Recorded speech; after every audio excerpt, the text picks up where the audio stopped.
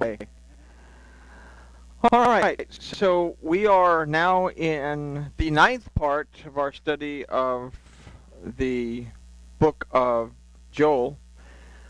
Let me get that thingy out of my way. This study is going to take us back to some of the stuff that we talked about several months ago.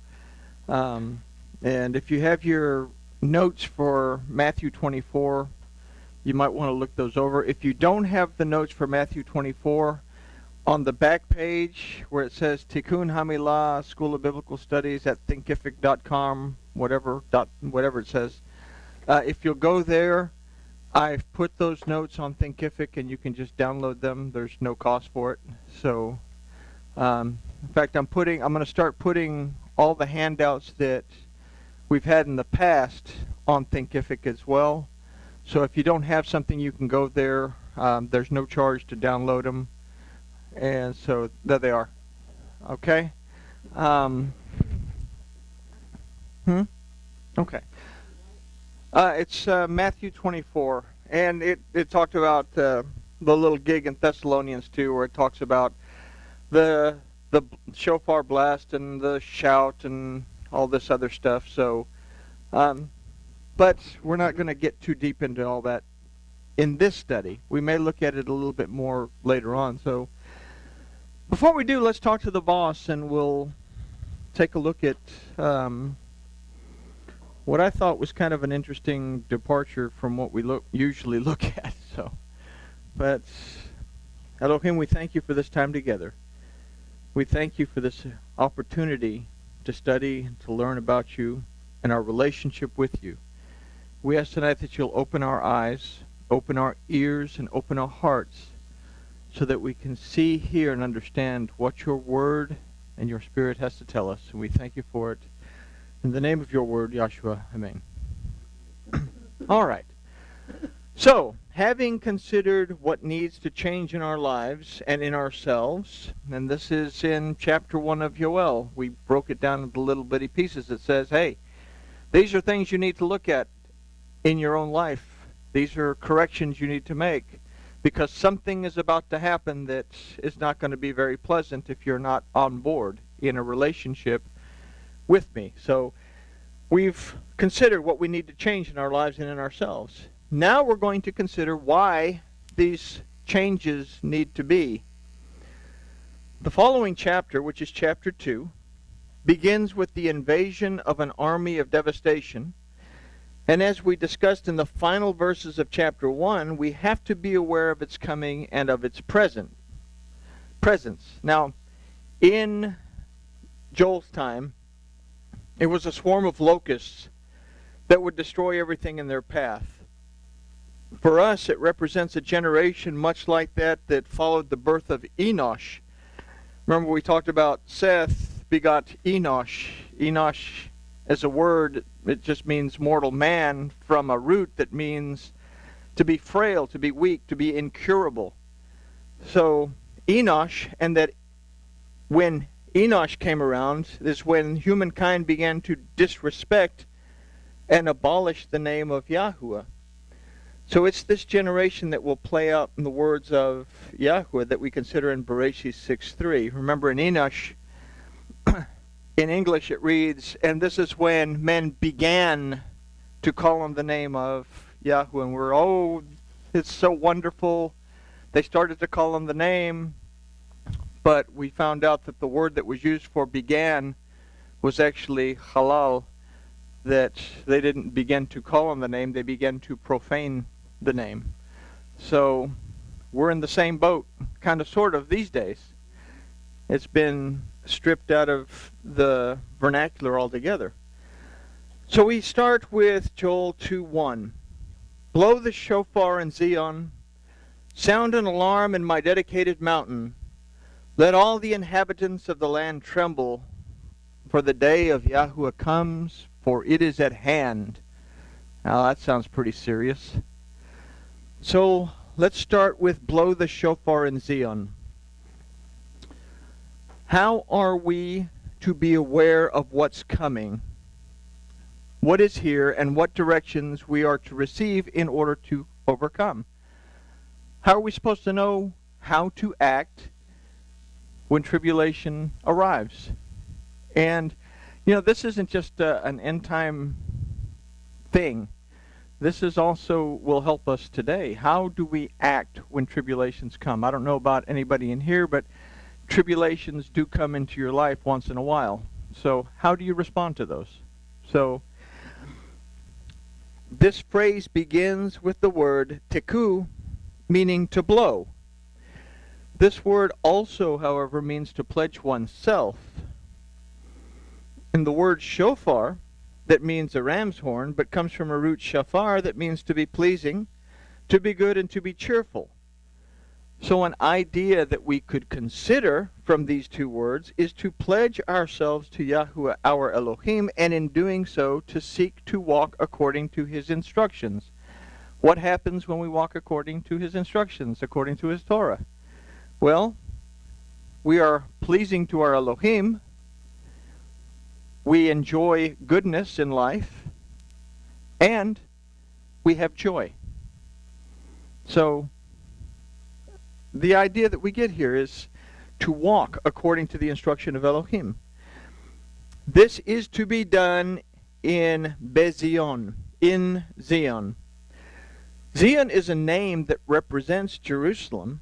Jerusalem is a name that means city of peace. If we consider the Beit that represents the word in, then we can consider an idea of being within the peace of Elohim, or entering into the city of peace.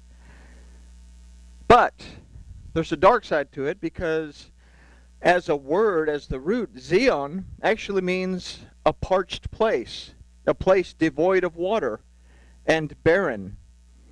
So in our studies of Matthew 24, we considered the importance of being sensitive to hearing the voice of Yahuwah in the shofar when it was blown prior to the beginning of the tribulation. This is an important thing. This is one of the reasons we have Yom Teruah, is to remember his voice in the shofar. The rabbis got all excited about this idea of Rosh Hashanah and the New Year and all this stuff, but that's a departure from Torah. Torah says, you keep this to remember my voice in the shofar. Remember back in the day when my Shekinah descended on the mountain, and you said, well, everything that Elohim says, that we will do. And then I gave you 10 simple commandments to follow. And you got so distracted by the lightning and the thunder and the sound of the shofar that it appears nobody was blowing, that you went to Moses and said, we can't listen to this. You'll have to listen for us. And then Moses goes up to the mountain. You have a party with a golden calf. So we have to be able to hear his voice in the shofar. And Matthew 24 talks about there will be a trumpet blast. This is telling us that we have got to be sensitive to the word and be able to hear the word, understand the instruction before this period of tribulation comes. And again, you can go to that site and download this study on Matthew. But anyway, where were we? So in this phrase, we are again reminded that the shofar will blast during a time when the land is barren, devoid of water, and in a sense no longer a place of peace. The shofar was sounded to gather the people together for an assembly, and it was sounded prior to the battle in order to prepare the people and to set them into their battle formations.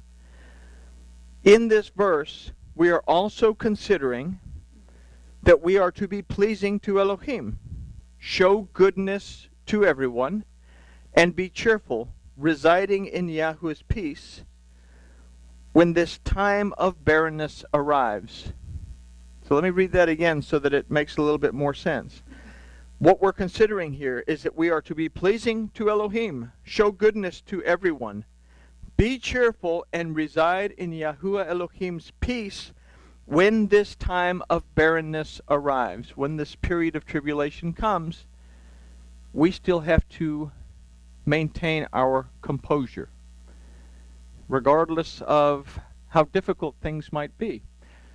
Last time we talked about Joel is we talked about this period of trouble coming, and that unless we are aware, it'll be here and we will have totally missed it. It will be in front of our faces and it'll be too late. So we constantly have to be preparing ourselves to be in the right state of mind.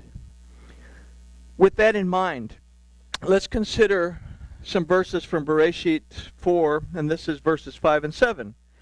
And this is after Cain and Abel have their little argument. But unto Cain and to his offering he had not respect. And Cain was very angry, and his countenance fell. And Yahuwah said unto Cain, Why are you angry, and why has your countenance fallen? If you do well, shall you not be accepted? And if you do not do well, sin lies at the door, and to you shall be his desire, and you shall reign over him, or rule over him.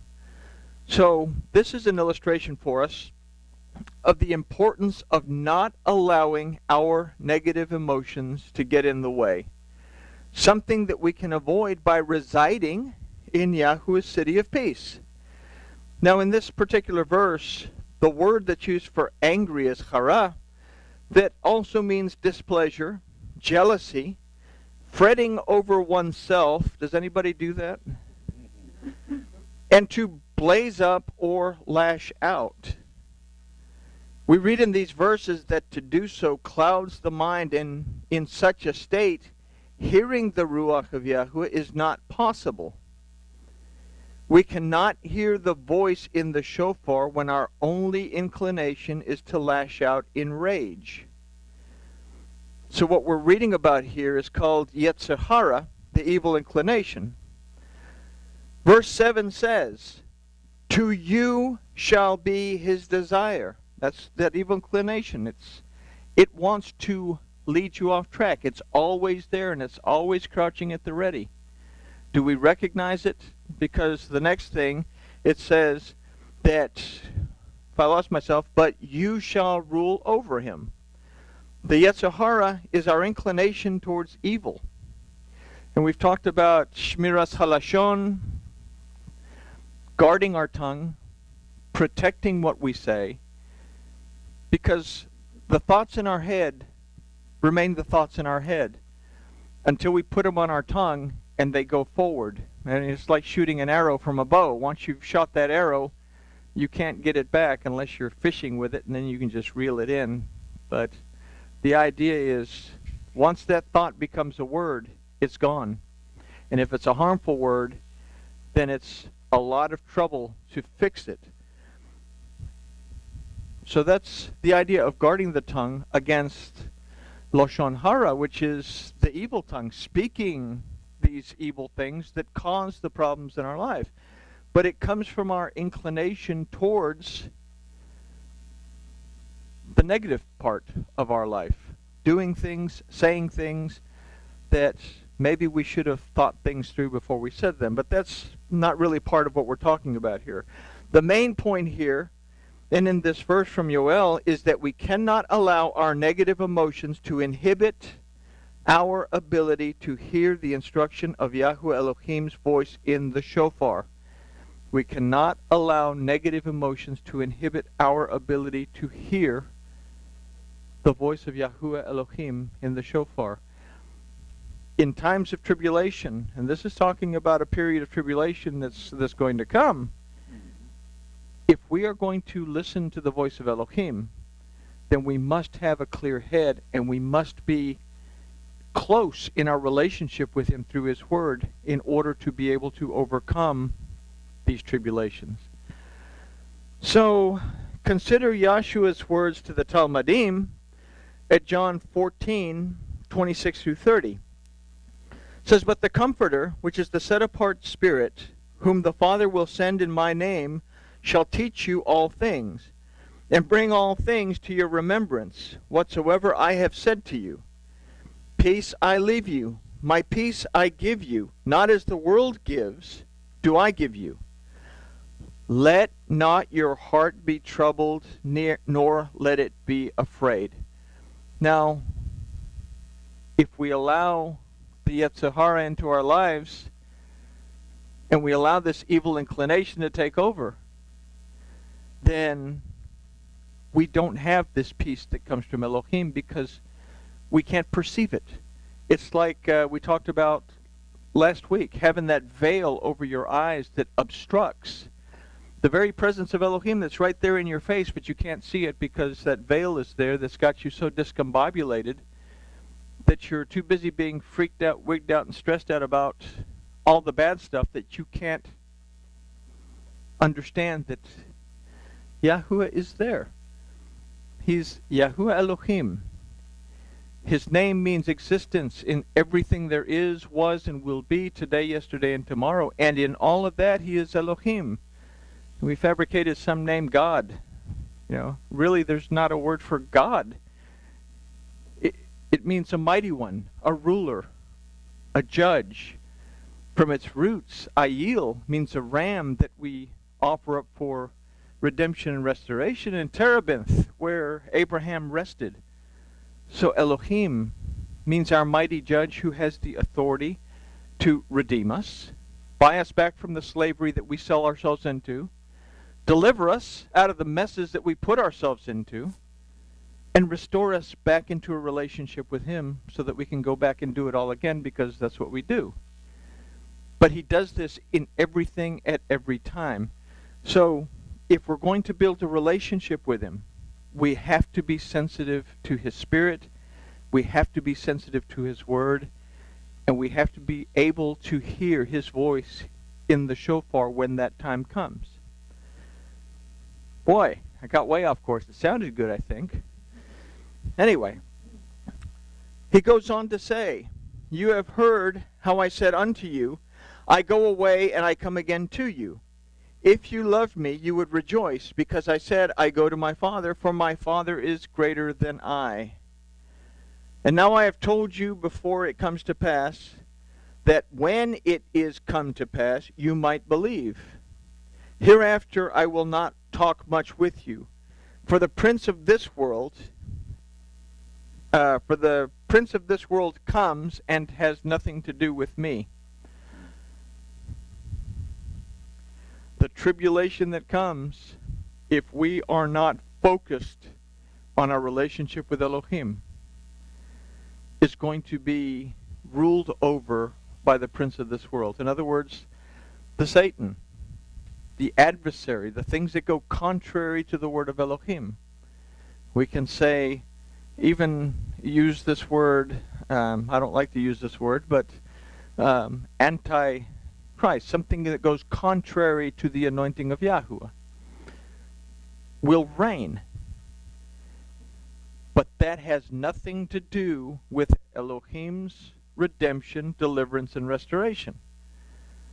We have to stay focused on the word of Elohim and our relationship with him, and the fact that we have Yahshua as a concept that was made possible by and through Yahshua, the son of Adam, that restored us back to a relationship with him. So we must maintain a pleasing, good, and cheerful disposition while remembering our pledge to our Elohim, and in doing so, Yahshua's pledge to us. The battle will belong to and be won by Yahuwah Elohim. Our position is to remain faithful and not allow our countenance to fall. This isn't simply a bunch of end times babble and so on. This lesson applies to everything we do in life. So if we can learn this and apply it to our everyday lives, then when tribulation comes, we will be able to continue in the same fashion. The next phrase is, "and sound an alarm in my dedicated mountain."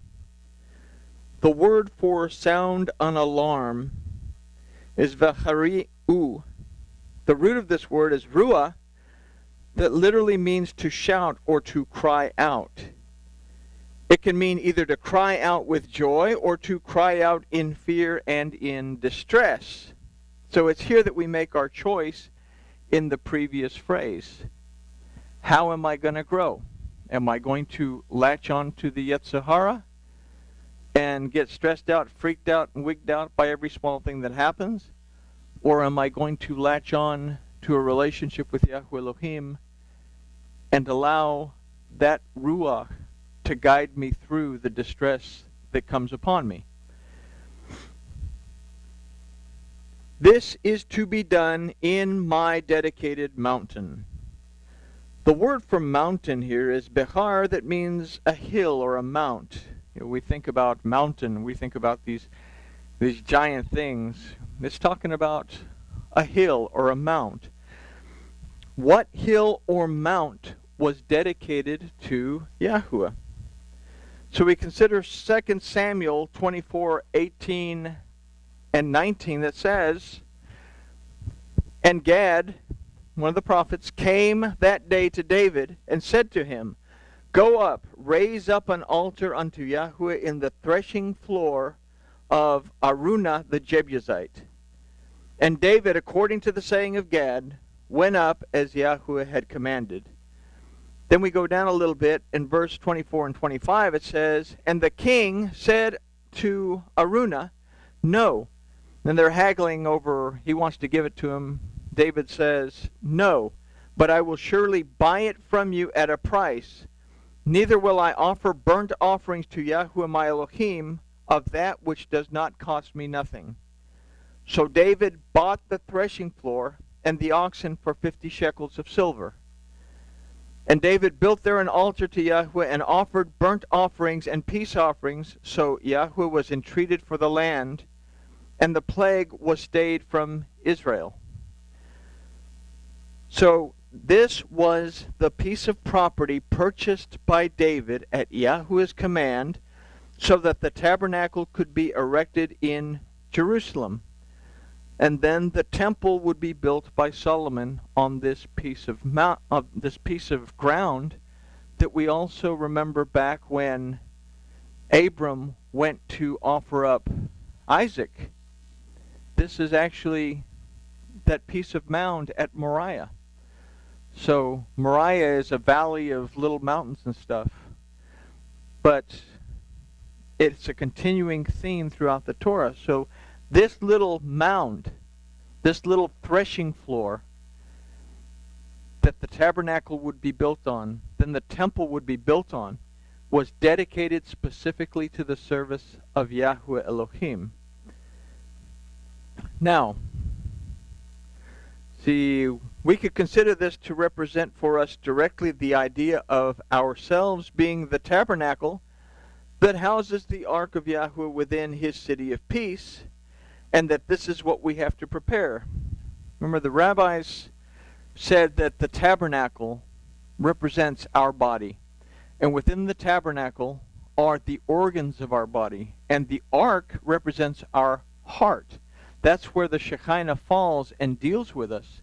The altar represents our hands and our feet. This is where we physically serve Elohim. We offer up physically.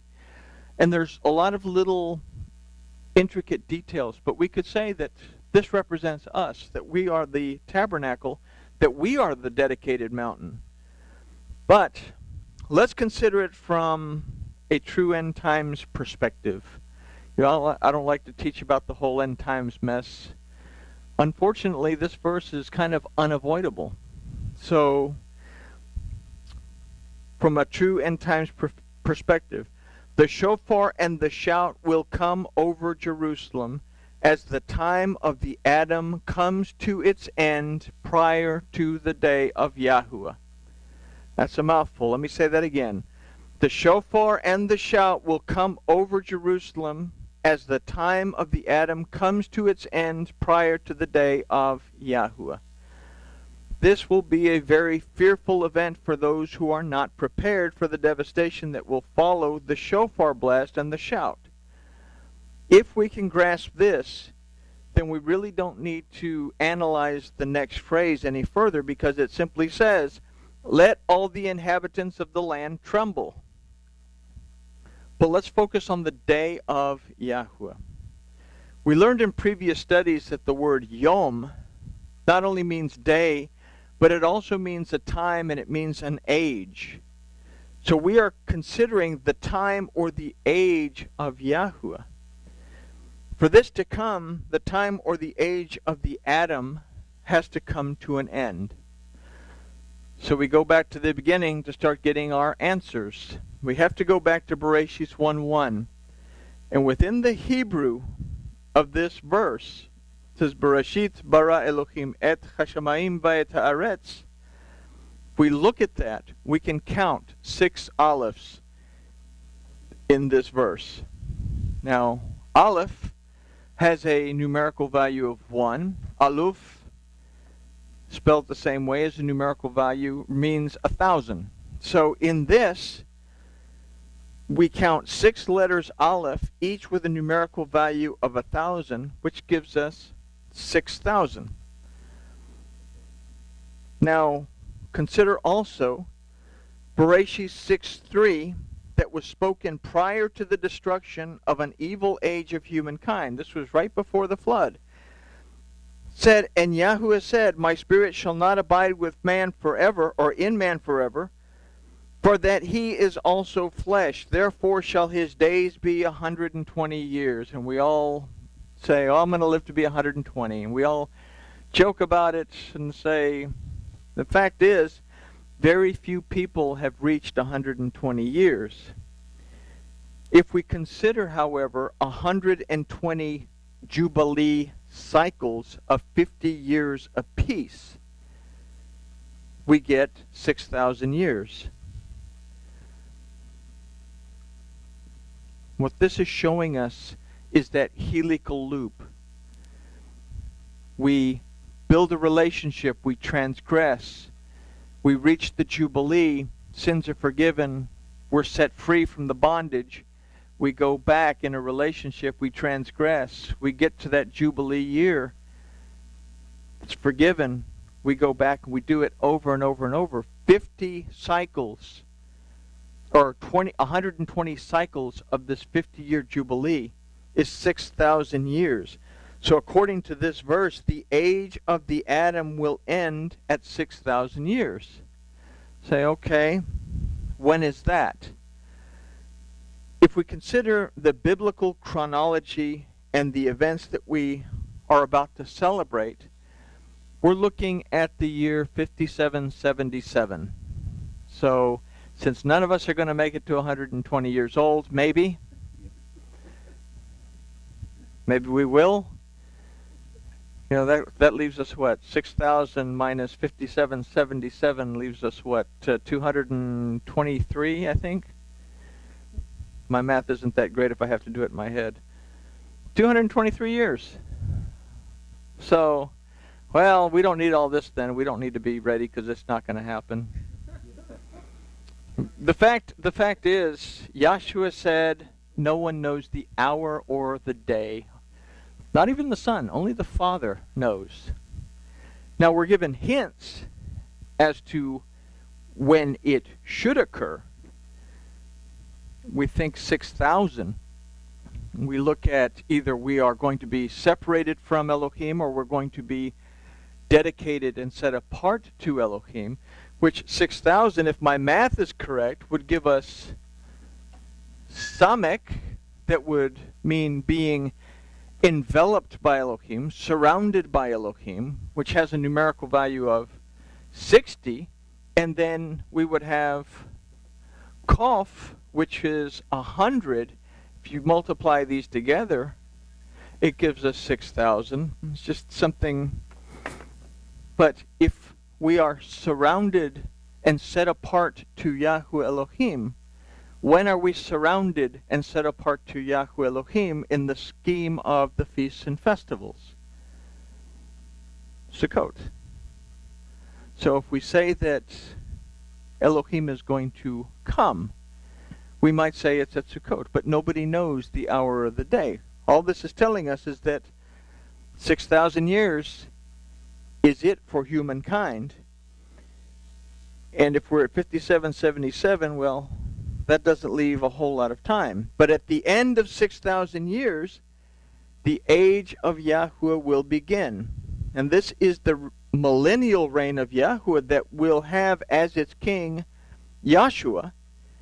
We will serve Yahuwah under the priesthood of Melchizedek, and the Satan will be bound during this time so that the conditions that existed prior to